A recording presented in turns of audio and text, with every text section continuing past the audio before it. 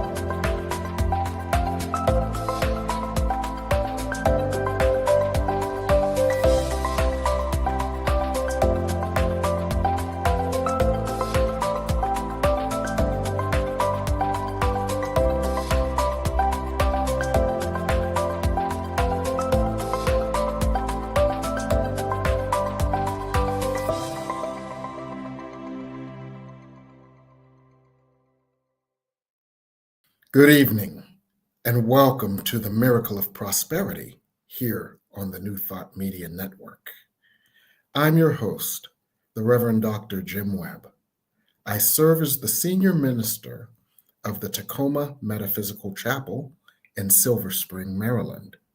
I am also the author of the book, The Soul of Prosperity, including a number of other books, such as Create Your Self-Manifesting Vision Board, Prosperity from A to Z, 30 P's for Prosperity, and Forgive Your Way to Prosperity, all of which are available on ebook and now on audiobook as well. So every Sunday evening, we get together and we discuss many aspects of prosperity. We may discuss family prosperity, where our families are a source of inspiration, healing, and hope. We may discuss professional prosperity, where we have a perfect job with perfect pay, where we perform a wonderful service in a wonderful way, a la Florence Scovel-Shinn. We may discuss logistical prosperity, where our lives are simply easy, more effortless, and we feel more supported. We may discuss relationship prosperity, where we develop an inner feeling of unconditional loving acceptance and self-support, and that inner feeling of unconditional loving acceptance and self-support gets reflected in our outer world with relationships that are accepting of us and supportive of us. And of course, we may also discuss financial prosperity, which of course means that we've got more than enough to spare and to share. So we often discuss either ways that we can remove the barriers to the prosperity that already exists, or ways that we can develop even more of a prosperity consciousness. So tonight, we're going to do a special program called Adapt Your Way to Prosperity. And this is a very important yet subtle aspect of prosperity consciousness. Because, quite interestingly, the skill of adaptation is crucial to allowing God to serve us through an infinite number of channels in an infinite number of ways. But our ego selves can often be resistant to that sort of adaptability and flexibility. It's important because the creative process is very dynamic. It's very heuristic. In any given moment, there are literally billions of possibilities. Through our human eyes, we may see only one. But given the fact that at any moment there are billions of possibilities, being adaptable opens us to more of a likelihood that we would manifest our good. And that's why being adaptable is so important. God can also see around corners that we can't. And sometimes we, as A Course in Miracles said, we don't know what's in our best interest when God does. So it is important to develop a consciousness of adaptability. Adaptability releases us from the resistance that we don't even know that we're carrying when we insist that it be a certain way at a certain time and only through certain circumstances, instead of untying God's hands so that all of the resources of the universe are available to us, that we would use them to manifest our good. So Reverend Michael, our producer, Reverend Michael Mangus, and I are going to discuss being adaptable today. So hello, Reverend Michael. So I'm being adaptable this evening by being on and being told 15 minutes before airtime. Yeah, so good to be with you again this evening. And I know that this is a very, very interesting topic. So as far as I was thinking about the topic of being adaptable.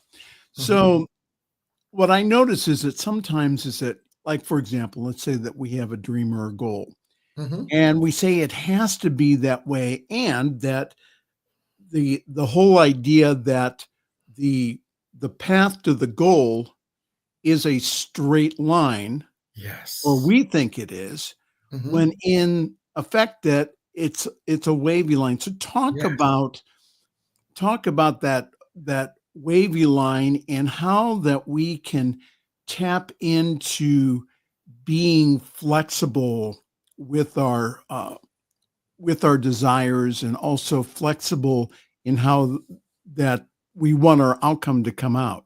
Yes. Okay. That's a lot, but I can do a lot of talking. All right. Okay. Okay. First of all, why is the line wavy?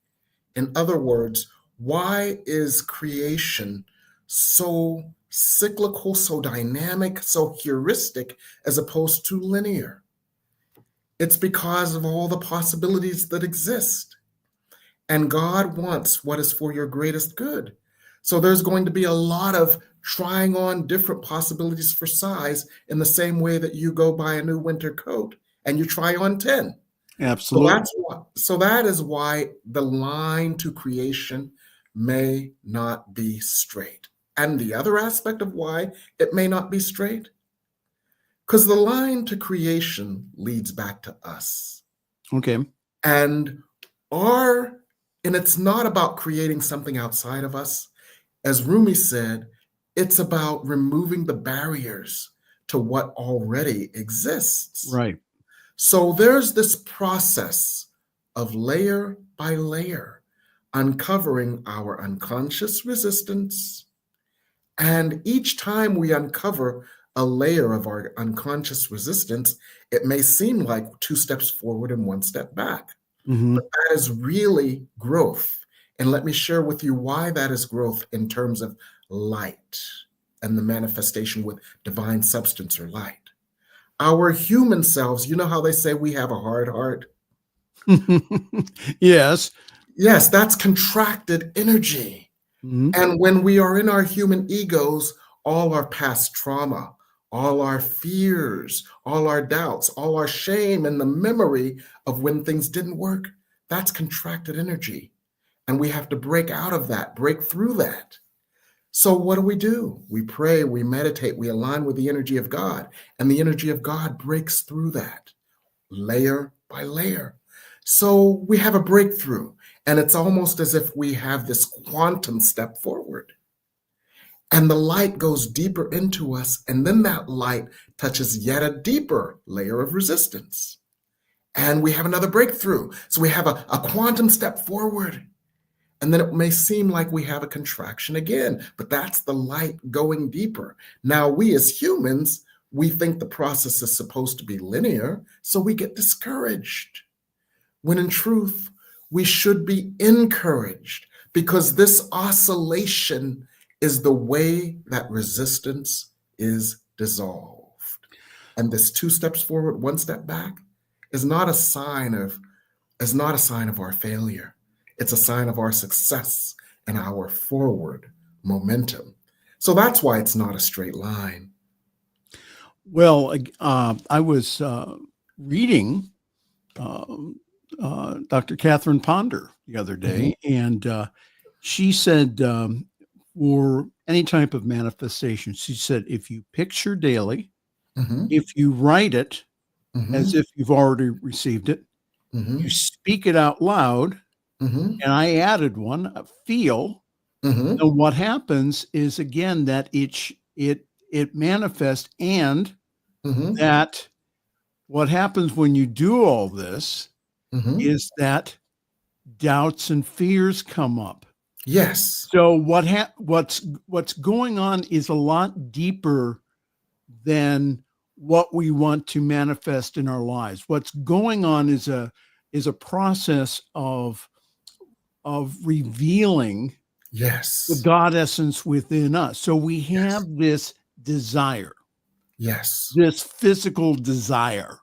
So for us to have that physical desire, that we do all the things that I just said, and also listen. Listen to the doubts and the fears that come up. So when they do come up, how do we work through those? We work through them by going into our safe space.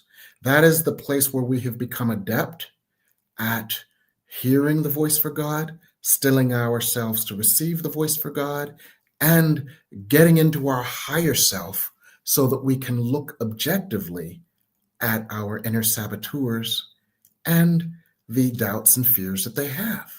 So a regular daily spiritual practice of meditation, of prayer, of self-observation, and a daily spiritual practice of allowing ourselves to be showered with the light of God helps us to do the daily work of manifestation. And it's actually not work at all. It's just uncovering anything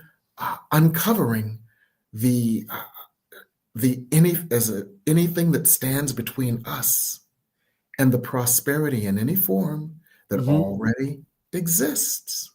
And the other aspect of it that is so important is something that you alluded to in that, which is that we pray daily, and our ego may have certain goals or goal posts, right?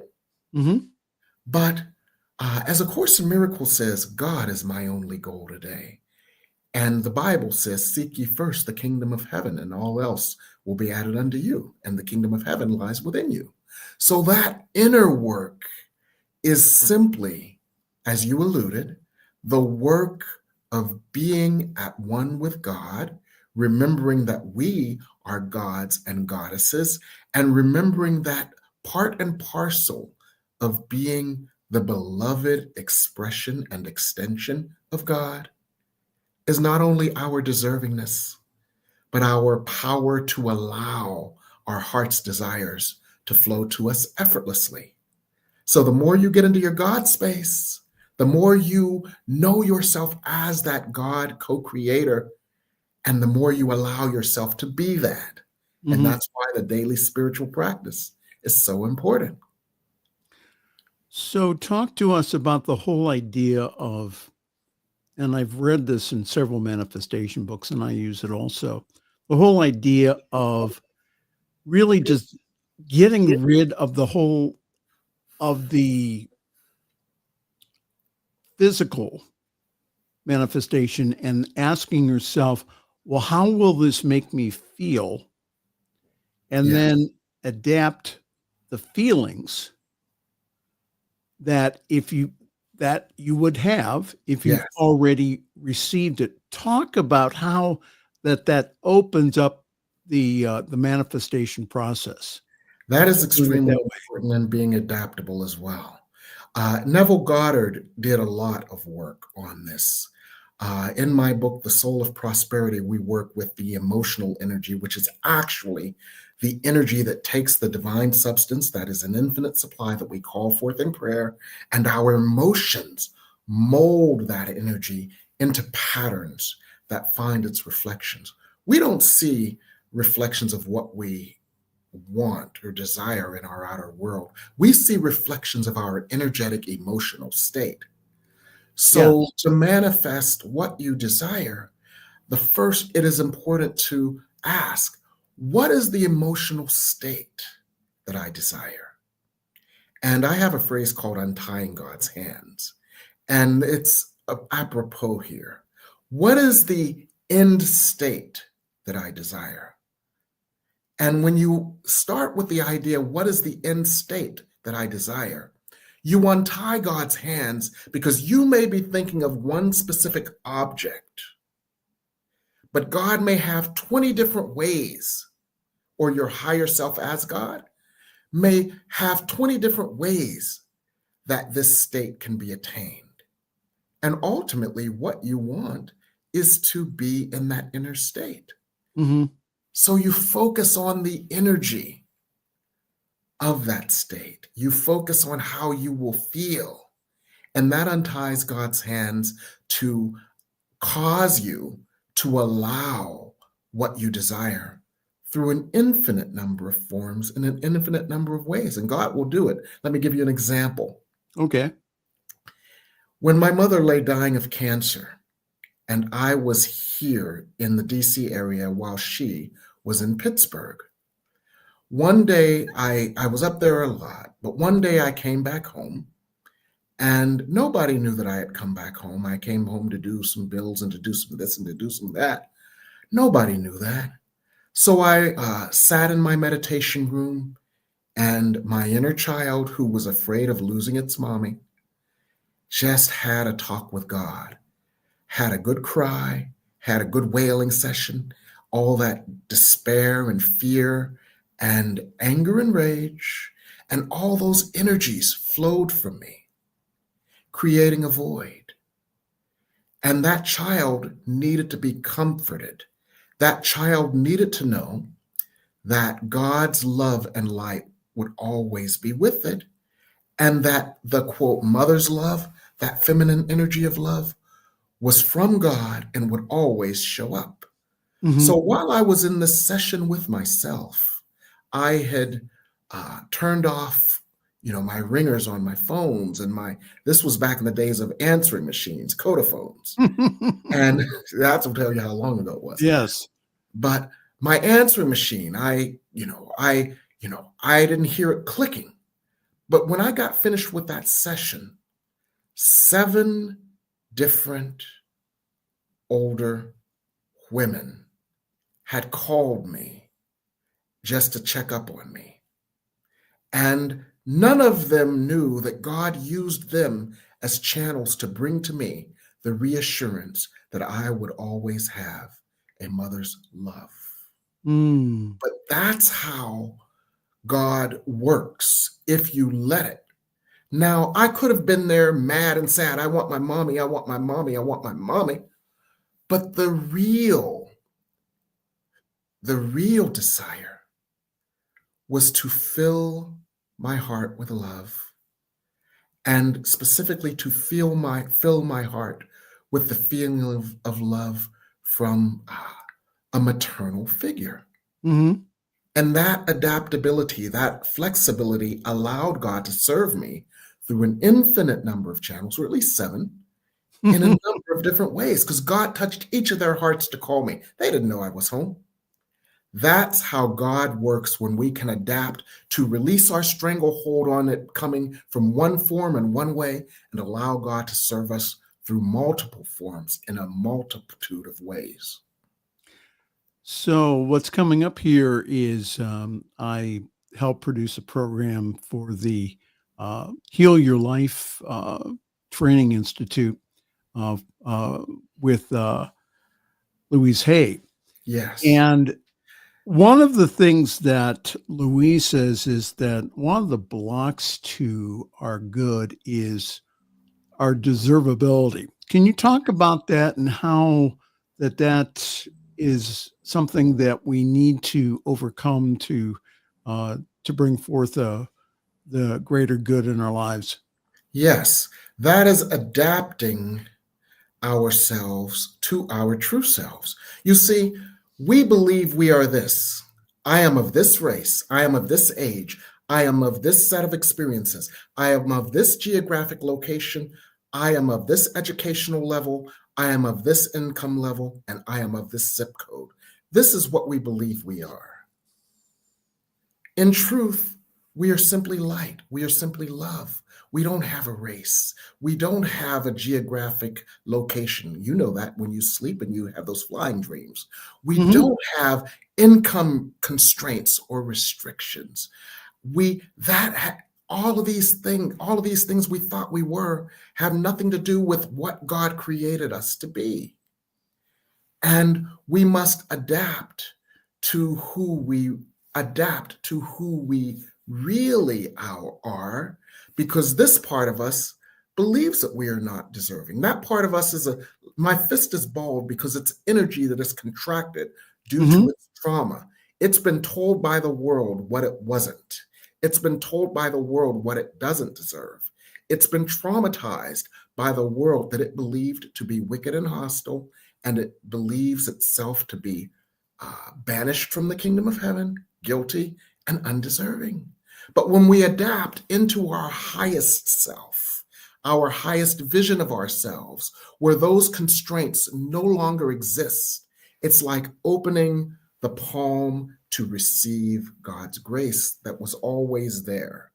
And so we have to adapt our perception of ourselves to the truth, which Mhm. is another aspect of adaptability. So let's say that there's a heart's desire. And what I Yes. mean by that is that there's something that does not let you go, Mhm. something that is germinating within us Yes. that is desiring to come forth, Yes.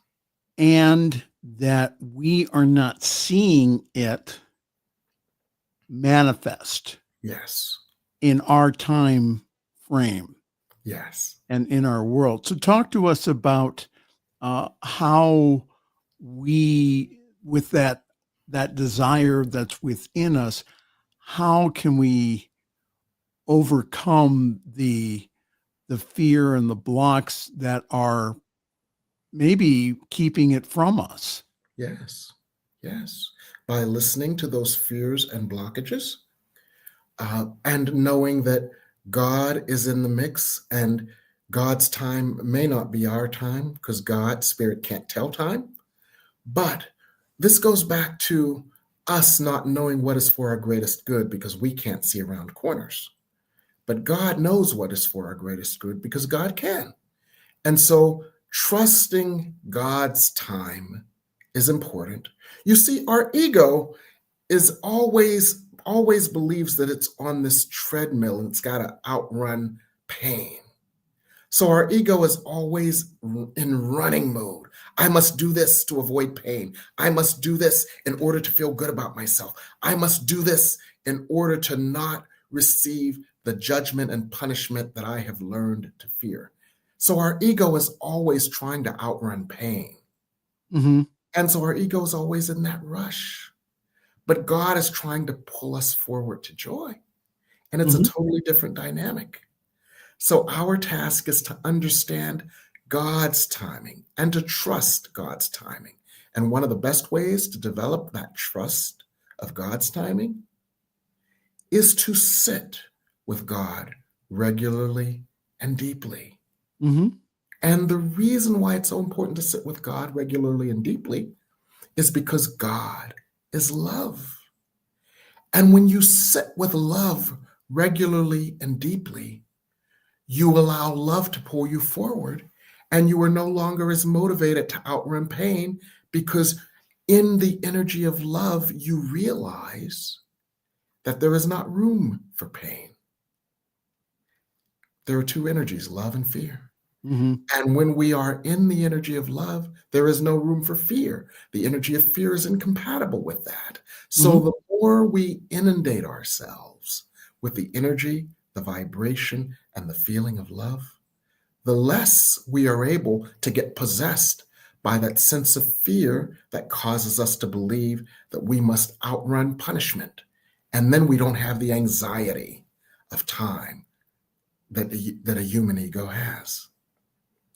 We have a question. Okay. You can read them. I can't. I will read it. This is from Jane Batch. A young man at work started talking about manifestation and affirmation. Yes, Jane, that's because that our younger folks, they're adapting that into their vocabulary. I was surprised. Is the word getting out? Are younger people on a new wavelength? May I take a quick try at that? Absolutely. I think what's going on, Jane, is again that as Jim has talked about week after week, is that we are in a different vibration here on planet Earth, that we are being inundated by light. And what is going on is that a lot of the influences of our younger folks, our millennials, is by individuals who practice manifestation and affirmations.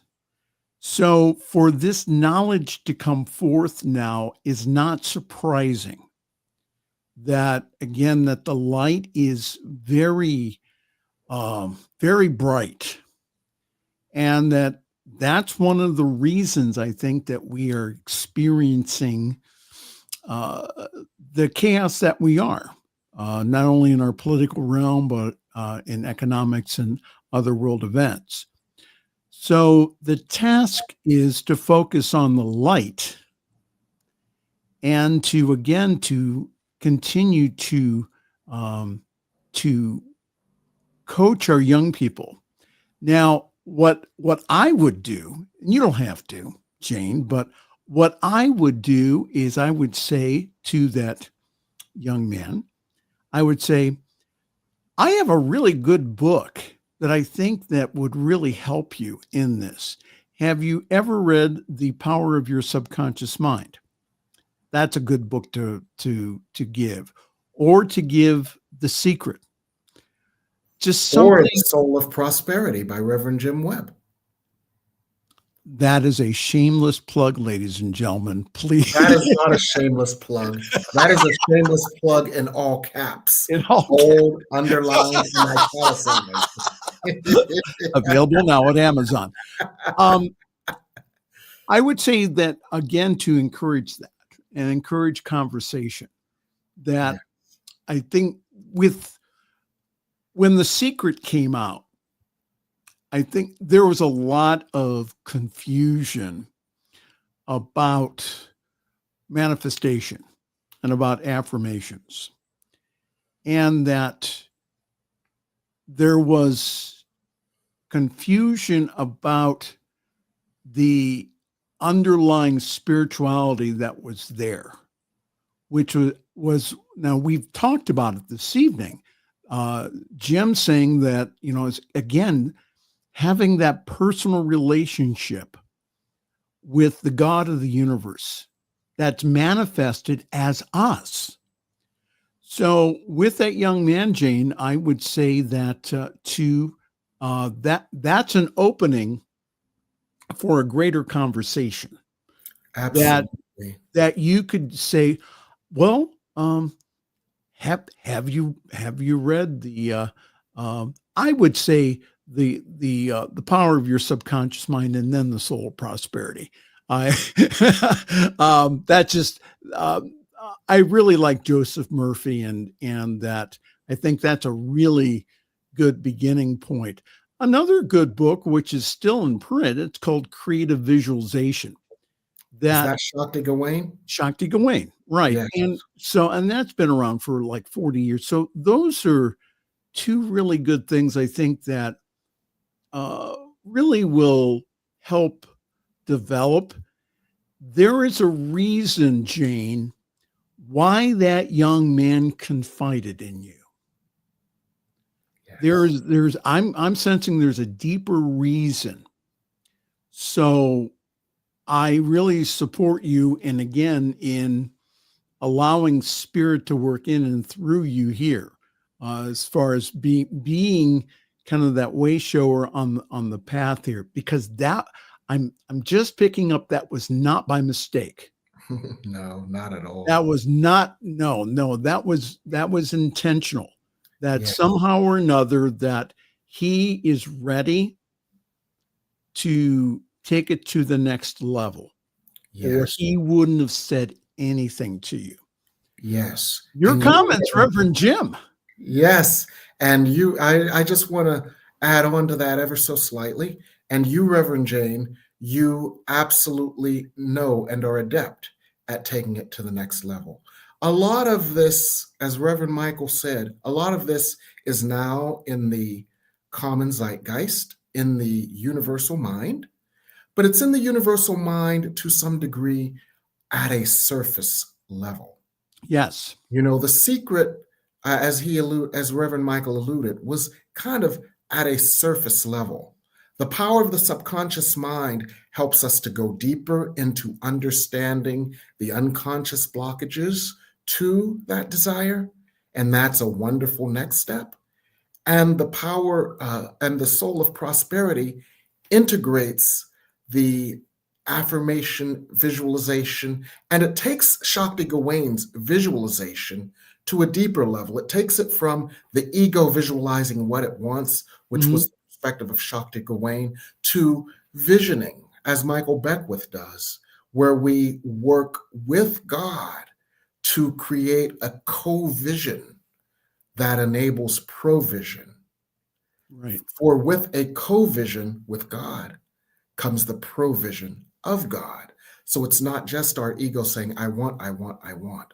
So this young man is, as Reverend Michael alluded, has come to you so that you could take him deeper beneath the surface ideas of I need to affirm and visualize, to the deeper idea, I need to understand what's blocking me, heal those blockages, come in union with God, and create with God. Now, the other thing I'd say is, A Course in Miracles Lesson 75 says, the light has come.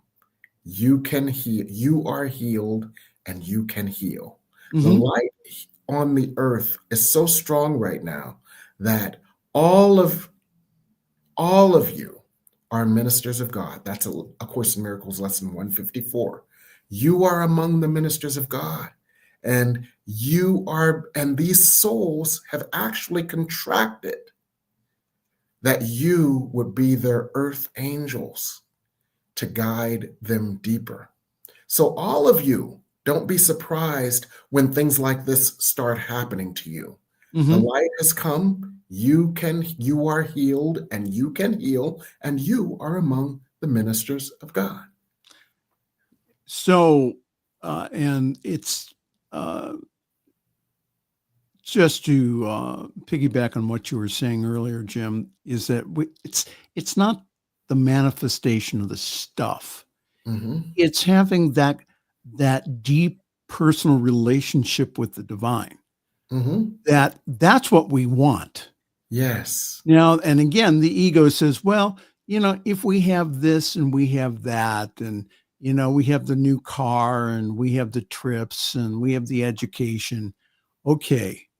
However, that sometimes that when people get those things is that they're still empty Yes, because that what they crave and what they want is that relationship with the divine is them. Talk a little bit more about that. absolutely. So our souls know that the vast majority of our eternal energy is at one with God. There is a portion of our eternal energy that got it a little bit twisted. And that portion of our eternal energy, which at this point in our collective mastery, for many of us, is a small portion, that portion says, I'm magnetically attracted to Earth in order that I can transform this little bit of me that still needs to be in alignment with God. So we make these soul contracts. Carolyn Myss's book talks about this, The Journey of Souls. Those books talk about it as well. So we make these little contracts. And so the contract may sound something like this. I'm going to go down to earth and I'm going to be born under these circumstances. I'm going to have to overcome these barriers to get to this place. Mhm. And so the ego, the human body, when we forgot about all that soul contract stuff, says, okay, this is the bright, shiny object. This degree, this partnership with this person, this new car, this is the shiny object. And from the perspective of our ego feels that it wants that in order to address a void in our soul. And so that bright, shiny object, we just go for it. But our soul's like, yeah, he's down there chasing that bright, shiny object. What he doesn't remember is that he is really chasing the God within to uncover it. Mhm. So Right. through this process of getting the bright, shiny object, what we're really doing is uncovering and healing the parts of us that have been resistant to God, that have forgotten we are God, that believes that God is not with us and against us, and has forgotten that we are God for us. Mhm. And so we go through this process. We think it's to get the bright, shiny object, but it's really to uncover the parts of us that are ready to heal and to heal them. Right. So that's a very interesting way to look at why we sometimes pursue those bright, shiny objects. And I want to address one other thing you said there, Reverend Michael, Okay. and that is how when we approach that bright, shiny object from the perspective of, I must create this, manifest this in order to compensate for a lack or a void within me, what we're really doing is we're magnifying that lack or void within us. I don't think I'm Right. lovable. So if I do this, then I'll be lovable. We're magnifying our lack of lovability. And that's why when we get that thing, we're not satisfied. Or we may be satisfied for a heartbeat, then we must guard it jealously for fear that it would slip through our fingers again. So when we manifest from a place of lack, we magnify lack. Mhm. Right. But when we manifest from a place of fullness, we magnify the fullness. And that's Yes. something to remember as we work through this process of manifestation. So really it's the God essence manifesting in and through and as us, and that what we're and that individuals go the other way too. Well, God is all that there is, and I don't have enough money for my rent, and that there's, I have to, and there's nothing wrong with going to the thrift store. All right. But Mhm. those are the kind of things where, again, that we have another opportunity to, again, to tap into our source that we are, Yes. to revisit who we are, Yes. to revisit that source of power that we are, Yes. and again, to create new circumstances, not from a sense of ego, but from a sense of oneness, Yes. that we're coming from that place. Jane went ahead and she wrote back. She says, "Thank you, Reverend Michael and Reverend Jim. Great ideas. Yes, I felt guided to share encouraging words with them." I would really recommend here, again, Reverend Jane, is that give them a book. Give him something, again, something that you feel inspired to give him. All right. So, or even ask him, if I bring a book in that talks more about what you're talking about, would you read it? And then you're able then to have a discussion. So this young man this did not happen by accident. On some level that he sensed the light in you, or he would not have opened up. So this is a divine appointment here that, again, that, you can go ahead and just let it go, or just to say, okay, I'm going to lean into this here. I'm not going to try to force anything on anyone, but an opportunity to share the spiritual essence, because again, that individuals sense that within us. It's still pretty woo-woo out there about this whole thing of manifestation and affirmations. Mm-hmm. It's a lot less woo-woo with the kids. Mm-hmm. When I'm talking to kids, the teens and the 20-somethings. Yes. But what it does is that, again, that the reason that in beginning classes of metaphysics, why we still teach people to, again, manifest princes, palaces, and parking spaces, is because that gives an opportunity to see how powerful we are. Yes. And that it gives us an opportunity then to take a look at ourselves and the relationship that we have with the divine as us. So all of the manifestation that's out there, all the books, and again, I have them. I have most of them too. All of them point again to how powerful we are. Absolutely. And so, Reverend Michael, I think that is one of the things that we do on the other side of our break, is we look at ways that we can adapt to our spiritual power. And one of the ways that we can adapt is through acceptance. And let's talk about that on the other side of the break. Okay, we can do that. We will take a really brief break. And then we'll be right back. This is the Miracle of Prosperity here on your New Thought Media Network.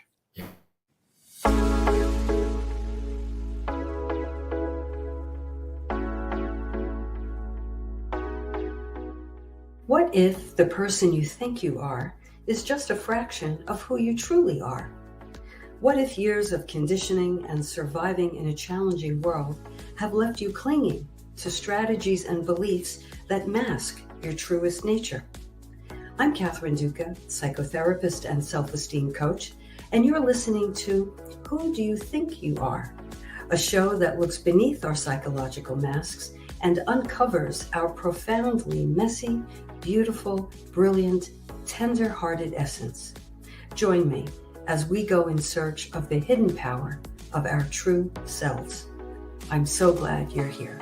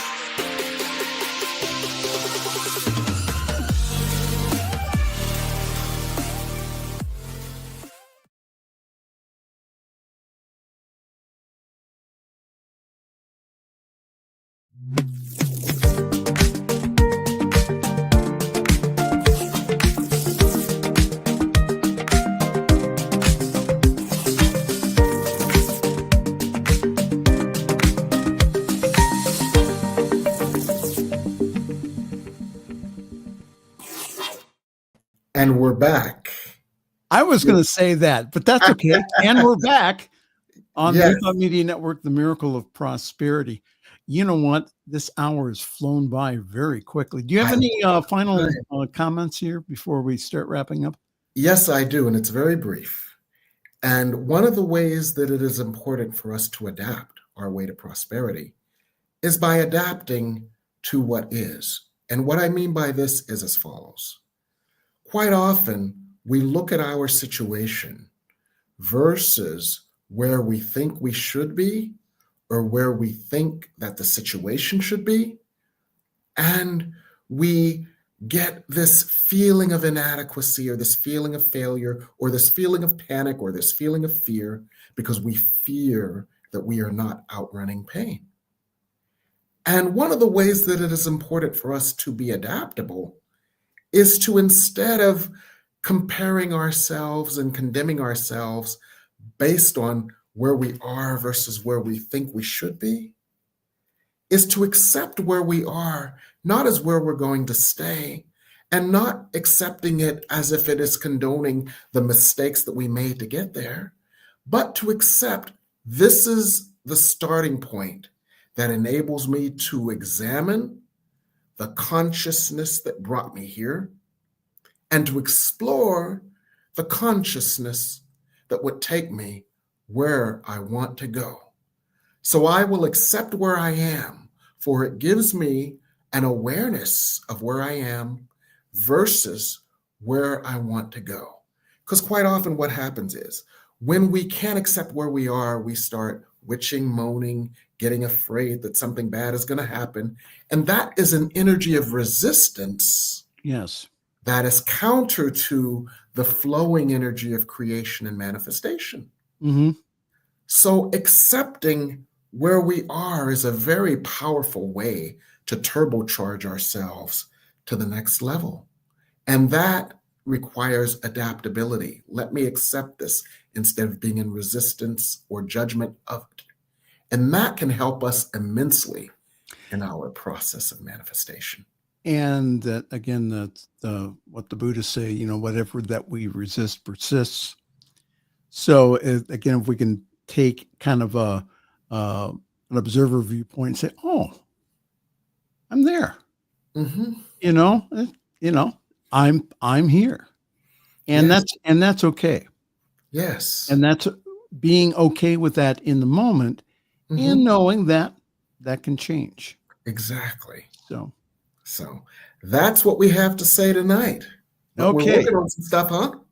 Well, I am. Yeah, tell us what you're working on.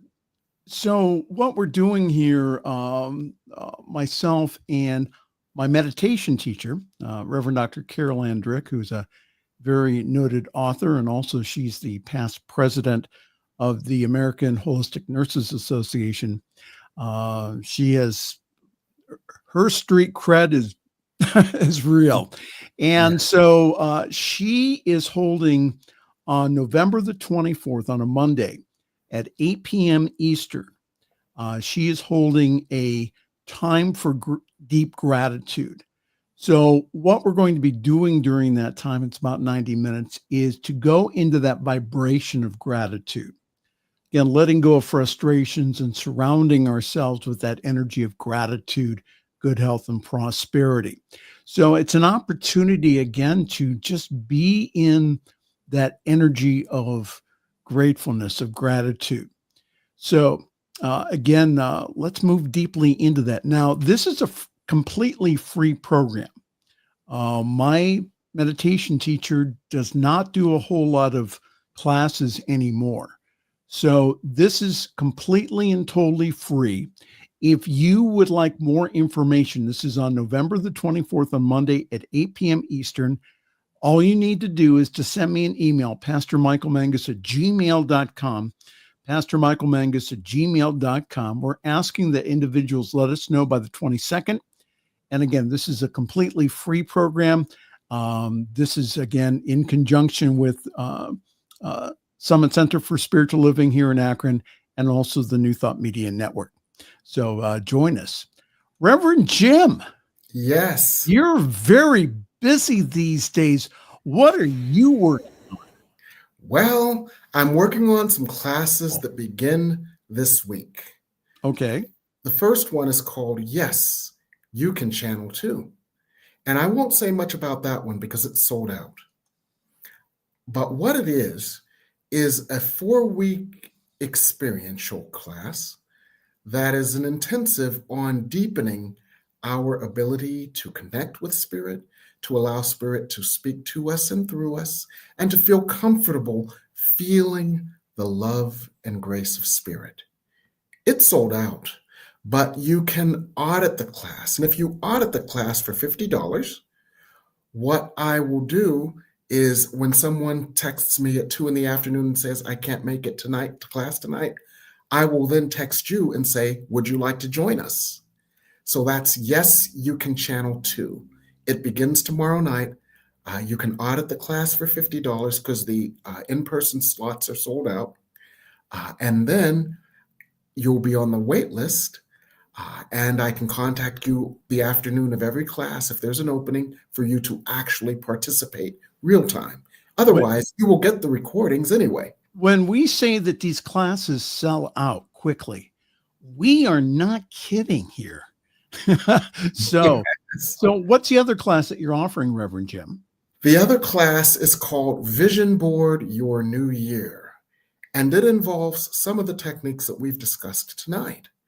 It is a way for us to use the process that I call the self-manifesting vision boarding process, because in the process of putting together your vision board, you identify and eliminate the blockages to its manifestation. So it's a twofer, all in one. And that vision board that you develop is a blueprint for its manifestation that makes its manifestation easy and effortless. It starts this coming Thursday night. Now, I do have 2 in-person slots available for that class for anyone who wants them. And the first 2 people who contact me and let me know their intention will get those 2 in-person slots. But both of these classes are also available because we record them.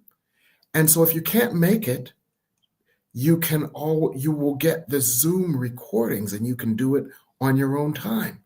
So if this is a time that is not good for you, just audit the class for $50 and I will send you the recordings and you can use those at your own time and at your own pace. So these begin this week, and I have one last piece of good news before we say goodnight. Oh, okay, go ahead.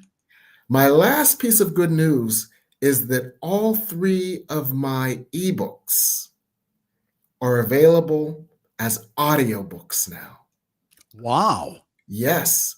How wonderful. Yes. Create Your Self-Manifesting Vision Board is now an audiobook. 30 P's to Prosperity is now an audiobook.